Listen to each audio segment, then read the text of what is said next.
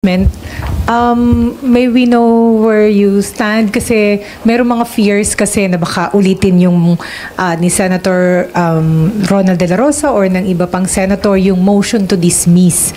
Papayag ba kayo na i-dismiss yung impeachment complaint kahit wala pang trial? Let's leave it to the decision of the leadership. Leave it to the decision of the Senate President and the senior leadership. Kasi if I will tell you now kung anong gusto ko, because it will really taint something, it will tell you something. If I will say I want it dismissed, then it will tell you na pro-impeachment ito. If I will say pag i-dismiss, then anti-impeachment ito. If I say na wag i-dismiss, sabihin nila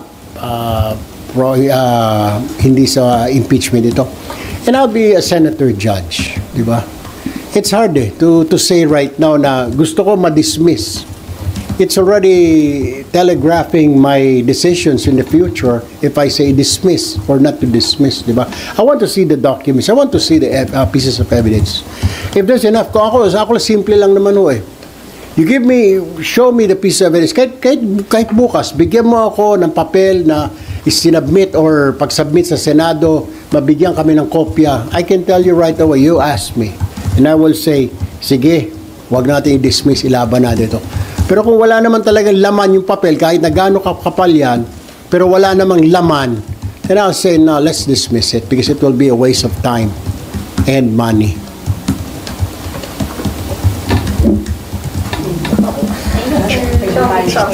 Thank you po. Thank you.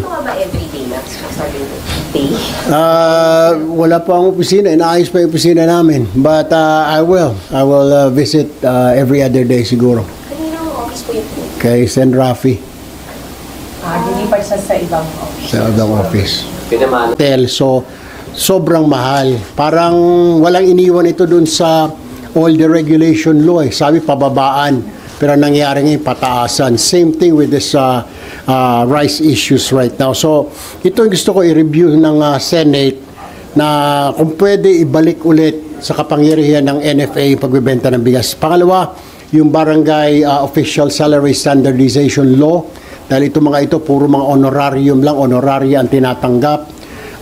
Bigyan natin ng salary from the barangay captain, hanggang kagawad, hanggang mga tanod, health workers, dapat mabigyan ng sweldo. Also, yung National Land Use Act, ito, matagal na pinag-aawayan ito. Ilang Congress na, hindi maipasa-pasa. And I am here to help out na make sure na maipasa na ito dahil ito rin yata ang gusto ng Marcos administration, National Land Use Act. Pangapat po, yung professional review centers.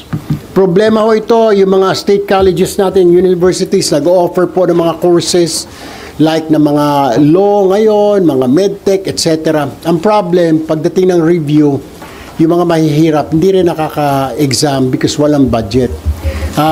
We made a bill, we submitted a bill right now na lagyan yung mga SUCs ng professional review centers para yung gustong kumuha ng mga exam for nursing, law, what else?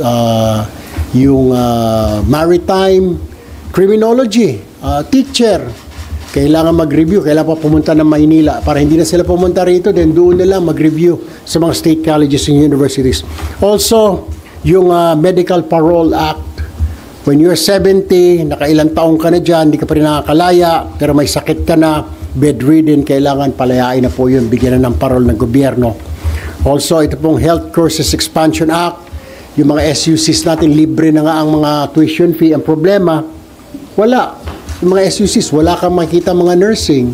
Ilan lang, walang mga medical field, walang mga radiology, wala yung mga gano'n, mga physical therapy. Sa mga probinsya, kailangan pa pumunta sa Maynila. Siguro, lagyan na rin yung mga SUCs ng mga health courses dyan sa mga SUCs. Also, yung pagbibigay ng ayuda, napakadaming requirements.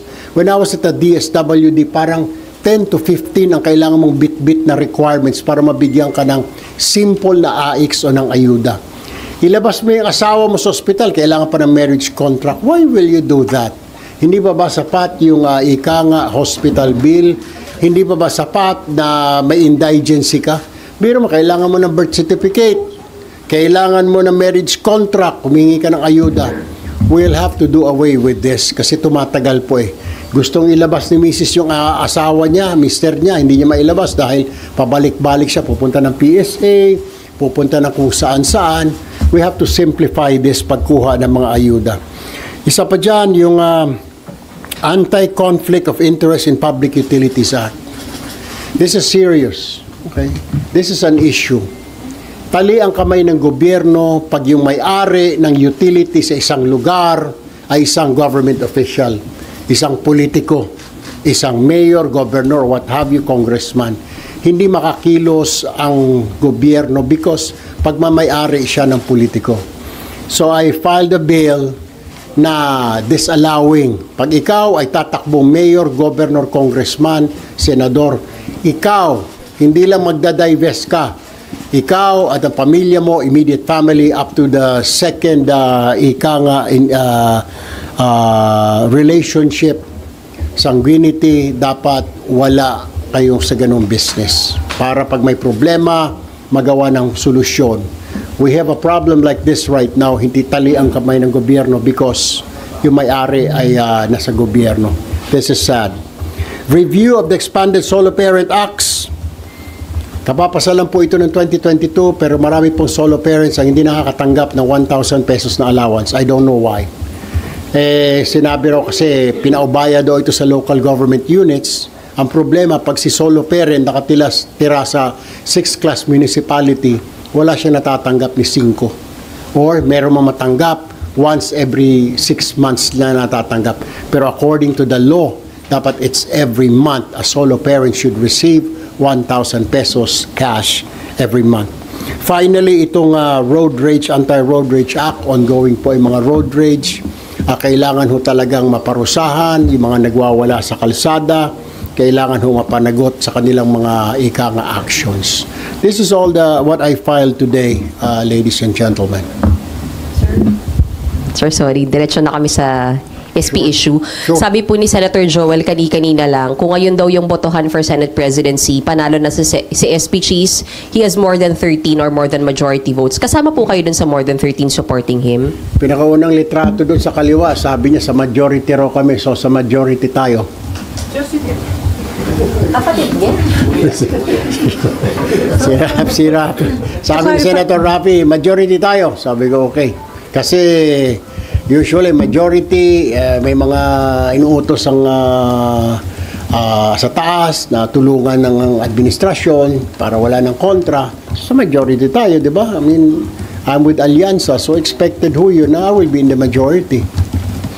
But, are you with SP Cheese? Are you supporting him to be still the SP, sir?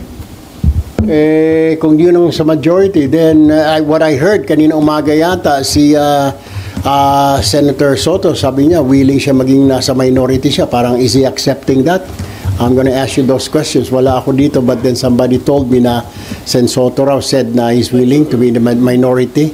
So does it mean to say he has accepted that fact na sa minority siya, na he will not be the Senate President? So, sir, have you thrown your support to any of them, SP Cheese and Senator Soto? I said, I'll be in the majority. Di ba, usually, yung majority is yun na doon na kinukuha yung Senate presidency. So, She's Escudero, sir. I'll be in the majority. So definitely, yeah. Okay, let me be straight with you.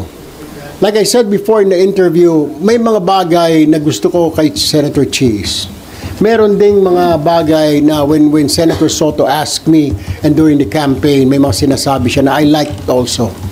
Pero weighing things and talking to my brother said, let's go for the majority kasi maraming mga gusto ang Pangulo na dinadaan sa majority at hindi ko makontra majority.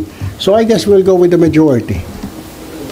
Sir, kung sa majority kayo, may na-request na kayo ng mga committee na gusto nyo hawakan at naibigay ba sa inyo, na i-promise sa inyo na ibibigay? Wala pa kami, di pa kami nag-usap ni Senator Cheese. Pinarating ko sa brother ko na, sige, sabi ko, I'll go with the majority of me and my brother spoke, I think 2 days ago, over the phone. Wala pa naman. My brother asked me, anong gusto mong kung sakasakali? Sabi ko, of course, sabi ko, mayroon akong experience sa social welfare. I guess you call it social justice dito and welfare. So I would love, it's in my wish list, number 1, social justice and welfare. Senator, pasensya na makulit kami. Alam niyo naman yung trabaho natin, makulit. So, you and Senator Raffy Tulfo will be supporting Senate President Cheese. I think that's it. Kasi we're in the majority. And sabi nga kanina yata ni Senator Villanueva, if I'm not mistaken, may number na, pati si Senator Alan Peter, a few days ago, may number na sa 13 na. I guess kasama na ako doon sa 13 na sinasabi niya, or more than 13. Kasama kayo ni Sen. Raffy?